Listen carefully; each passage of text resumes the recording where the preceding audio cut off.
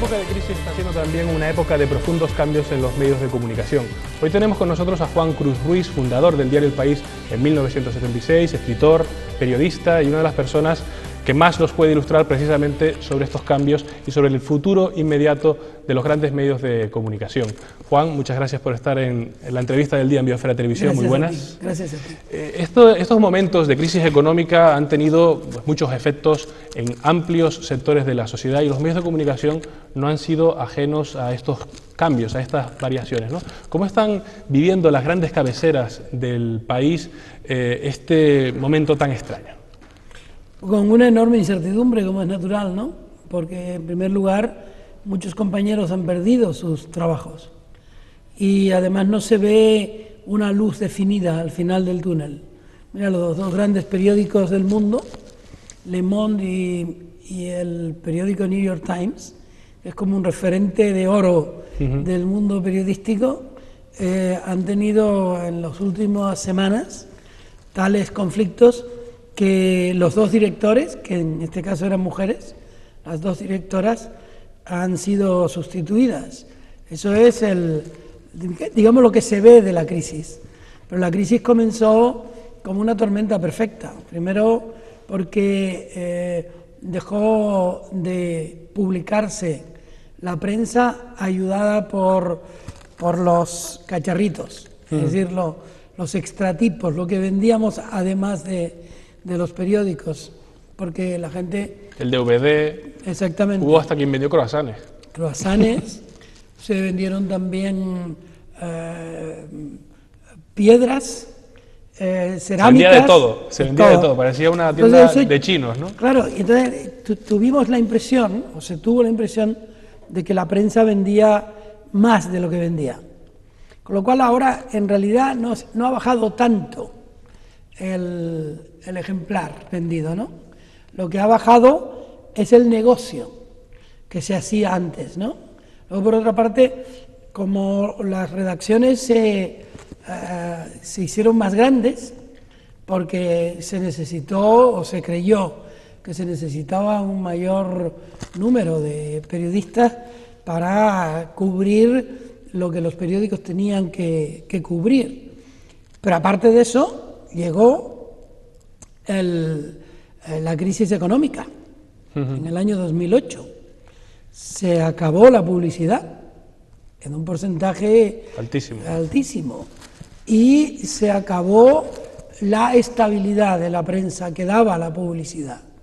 También las instituciones públicas dejaron de alimentar los periódicos con publicidad institucional. Por otra parte, surgió, como es notorio, el periódico en la red, que es gratis.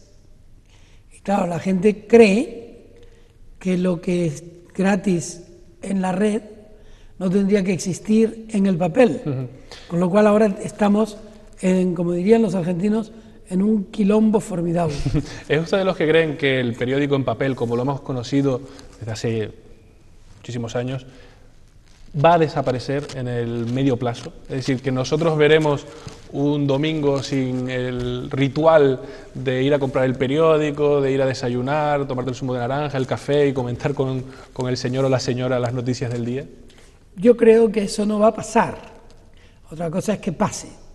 Igual que yo creía que el Barça iba a ganar la Copa del Rey y cosas de estas, ¿no? Después no pasó. Pero eso sería un deseo, Juan. Sí, pero nosotros convertimos los deseos en creencias, ¿no? Porque así es la naturaleza humana.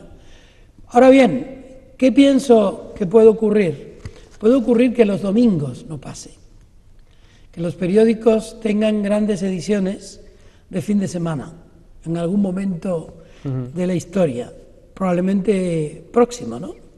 Pero el papel como tal, el soporte papel para emitir información, creo que no desaparecerá nunca, por muchas razones, entre otras porque la gente querrá siempre ver certificado en papel lo que parece verdad en el digital. A lo mejor faltan algunas generaciones para que eso no sea así. Pero mientras las generaciones que nacieron en los años 70 sigan vivas, y para esto durará por fortuna mucho tiempo, creo que el papel seguirá. Ha apuntado usted una realidad. La gente considera o tiene la creencia de que la información es gratuita y que no hay que poner muchos recursos detrás para que se le ofrezca una información de calidad o un análisis, unos reportajes, unas entrevistas de calidad. Y con las redes sociales, internet, los blogs, digamos que cualquiera se puede convertir en emisor, pero nadie garantiza que esos mensajes sean informaciones certificadas, verificadas, con el plus de calidad que les dan las redacciones de los medios de comunicación, ¿no?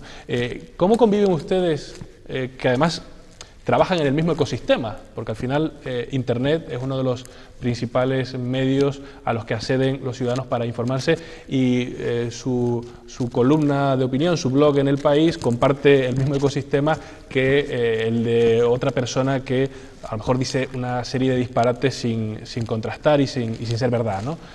¿Cómo se puede viabilizar el periodismo de calidad en este entorno? Bueno, pues yo pienso que estamos viviendo una crisis de credibilidad de la prensa, en términos generales. Han proliferado los confidenciales, que no se molestan demasiado en contrastar lo que creen saber. Ha proliferado el insulto, que es la derivación inmediata de la opinión sobre lo que se desconoce, sin preguntar. Y se ha, digamos, oficializado un lugar común. Todos los periodistas son iguales. Y además no hay que creer en los periódicos porque todos son iguales.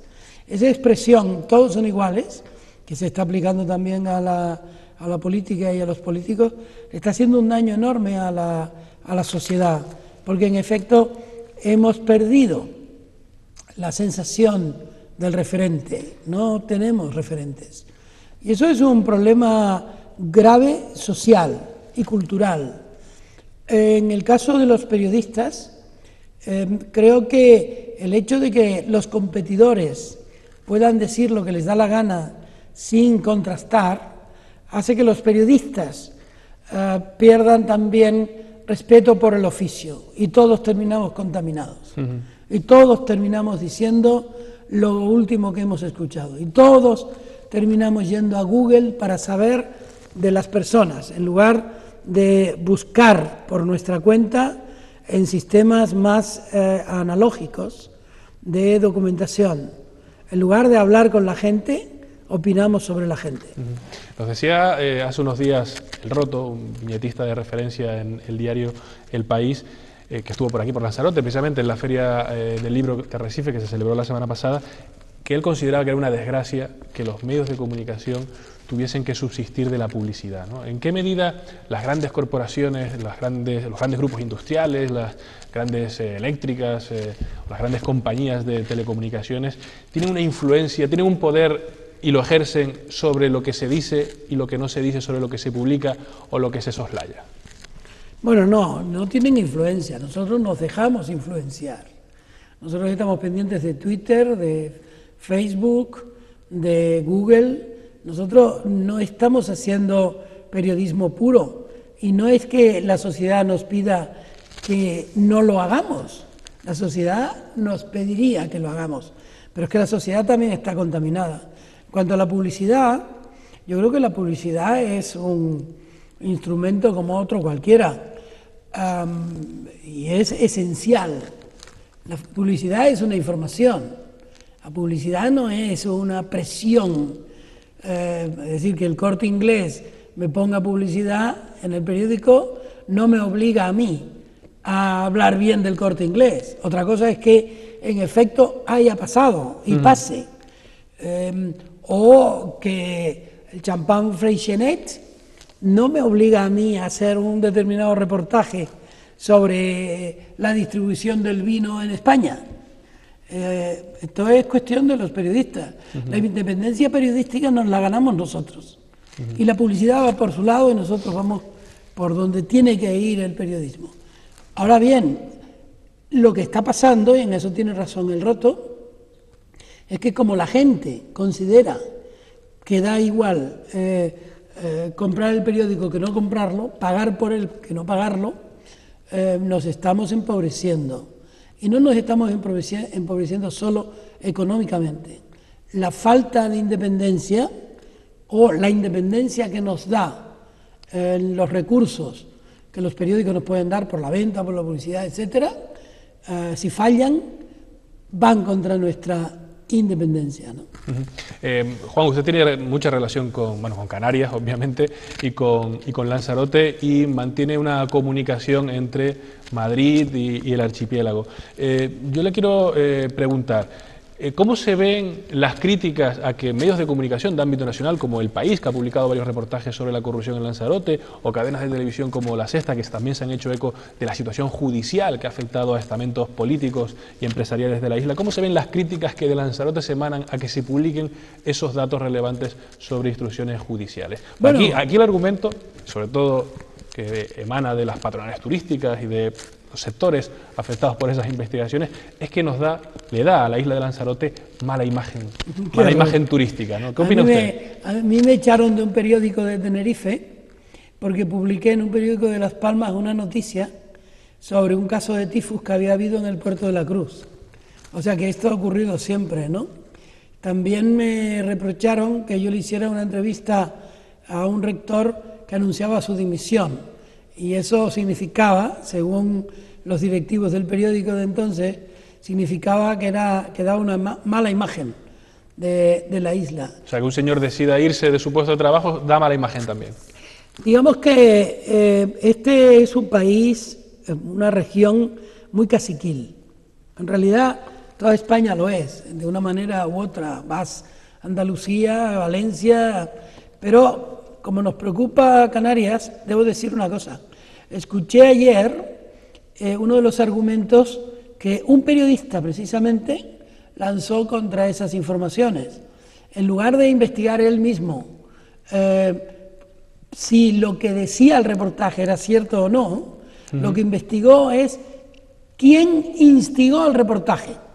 Es decir, como acusando a un grupo de personas de haber alertado a los periodistas sobre algo que estaba ocurriendo en Lanzarote. Me parece una cosa realmente de vergüenza ajena, ¿no? Es decir, que lo que importa no es si la denuncia, si la investigación es cierta, sino que lo que es relevante es señalar al denunciante o al que, no al denunciante, porque en este caso un medio de comunicación no denuncia, sino pone sobre la mesa, da difusión a unos hechos contrastados, ¿no? Claro, para neutralizarlo, ¿no?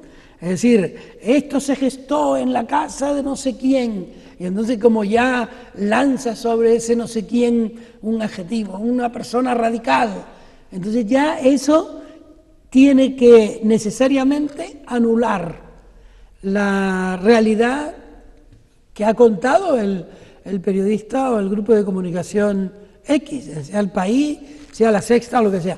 Eso es lo menos moderno que nos sucede. Es decir, nuestra región está devastada por ese tipo de periodismo condescendiente y poco vital, ¿no? No tiene nada que ver con el periodismo.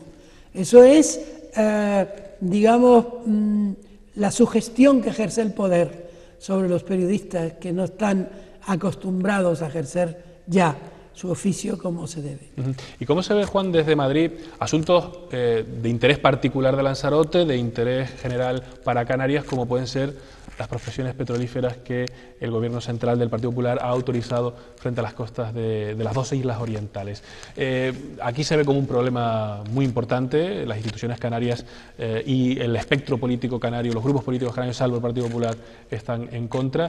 ¿En Madrid esas informaciones tienen la repercusión suficiente? ¿Se ve como un problema? Yo creo que me quejaba yo el otro día ante compañeros míos del país, que se da más información de lo que pasa en Baleares, que es igual que lo que pasa en Canarias. Ahora la Casa de Canarias está haciendo una serie de debates sobre este asunto, muy interesante porque participa gente de todos los sectores y tal. Pero sí es cierto que se está informando poco. Primero que nada porque las emisoras de televisión nacionales están en otra cosa. Es decir, están más en el suceso que en los hechos, ¿no? Entonces, a mí me produce también sonrojo la paradoja que se está produciendo. Mientras el Partido Popular en Baleares es el denunciante, en Canarias el Partido Popular es el que quiere hacer las prospecciones. Exactamente, es el mundo al revés. Con lo cual, lo que me parece es un cinismo político absoluto. Es decir, independientemente de las razones que tengan unos u otros, hombre, que se pongan de acuerdo. Si es malo para Baleares, será malo para aquí. ¿Cómo el mismo partido que está en el poder en Baleares decide que aquello no les conviene? Y el partido que está en el poder en Madrid, por razones políticas, persigue la decisión de los canarios de no quererlo. Es decir, es un poco triste que la política tenga esas características paradójicas, ¿no, Manuel? Tremendamente. Solemos hablar de ello, solemos poner sobre la mesa esas diferencias de criterio, sobre todo aquí teniendo en cuenta que, que los ciudadanos eligieron al actual ministro de Industria para que ocupase el cargo, pero no les ha debido... No, los ciudadanos no lo eligieron. Bueno, lo eligieron como diputado en las últimas elecciones, para el cargo de ministro... podía ser incluso ministro sin ser diputado. Sin ser pero bueno, diputado. Quiero decir que aquí ha venido a pedir el voto para el gobierno central y hay encuestas recientes... Ahora bien, que pida el voto, que se lo den y que luego haga la política que convenga a este país. Yo no estoy diciendo, ojo, que no me estoy pronunciando. Sí, lo entendí. Estoy yendo al origen del asunto. Es decir, ¿por qué no explican eso? ¿Por qué no explican, el propio señor Soria, por qué no explica que para Canarias sí es bueno hacer las prospecciones y sin embargo para Baleares no? ¿Por qué? Sí, eso es una explicación absolutamente pendiente. Yo le quería preguntar, Juan, sobre... Usted tiene vinculación y relación con la Fundación César Manrique, con la Fundación de José Saramago. Yo le quería preguntar si estos dos artistas, escritor en el caso de Saramago, y las fundaciones que tratan de salvaguardar su obra y de difundirla, son profetas en su tierra. Quiero decir, a Saramago, obviamente, que vivió aquí durante muchísimos años y buena parte de su obra la escribió en Lanzarote, se le ha tratado bien y se respeta a la Fundación César Manrique como una entidad cultural de prestigio, ¿o tiene usted la percepción de que, lo que le comentaba antes, de que no están siendo profetas en su propia tierra? Yo opino que pudieran haber, desde las instituciones públicas, no en manera de subvención, sino en manera de respeto, desde hace mucho tiempo tenían que haberse ocupado de gestionar de manera razonable y generosa las iniciativas de la Fundación César Manrique.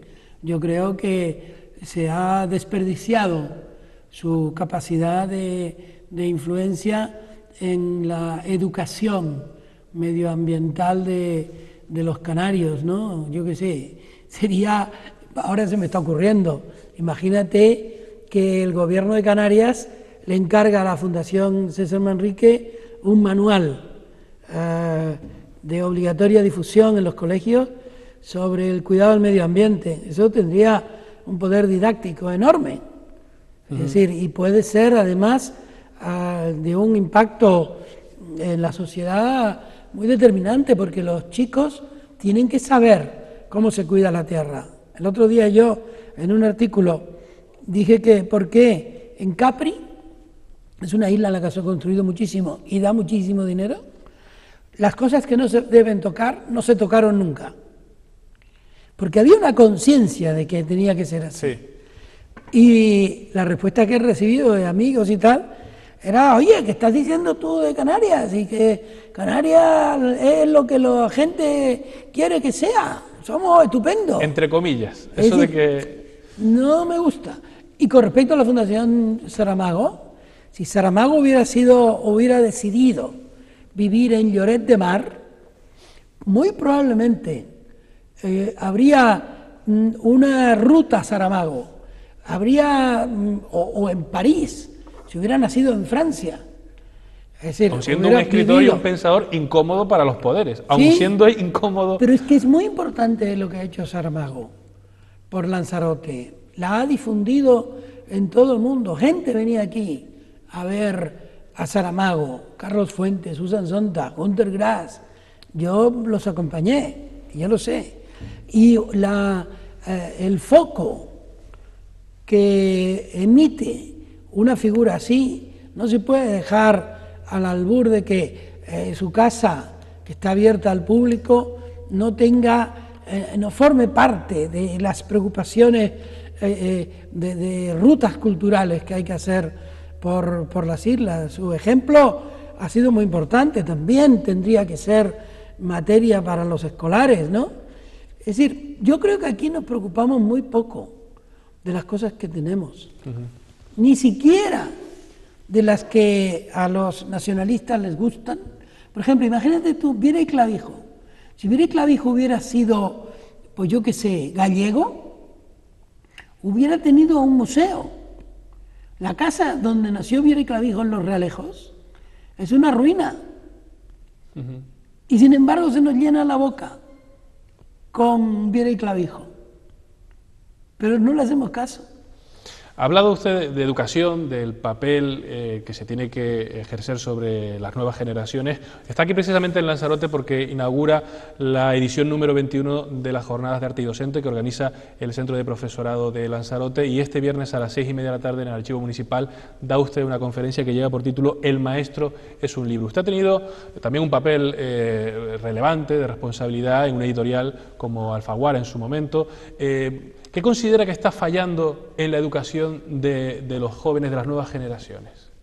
Hombre, la impronta del maestro. El maestro está mal dotado, sus bibliotecas son cada vez más magras y luego, por otra parte, la sociedad no apoya al maestro. Anoche me contaron un caso de una escuela donde, no me lo contaron los profesores, me lo contó gente que lo supo, una escuela en la que los maestros no se atreven a reprender a los chicos, porque los chicos les arman unos líos enormes. La sociedad se ha descuidado de la figura del maestro, se ha olvidado de la importancia social, cultural, educativa que tiene el maestro.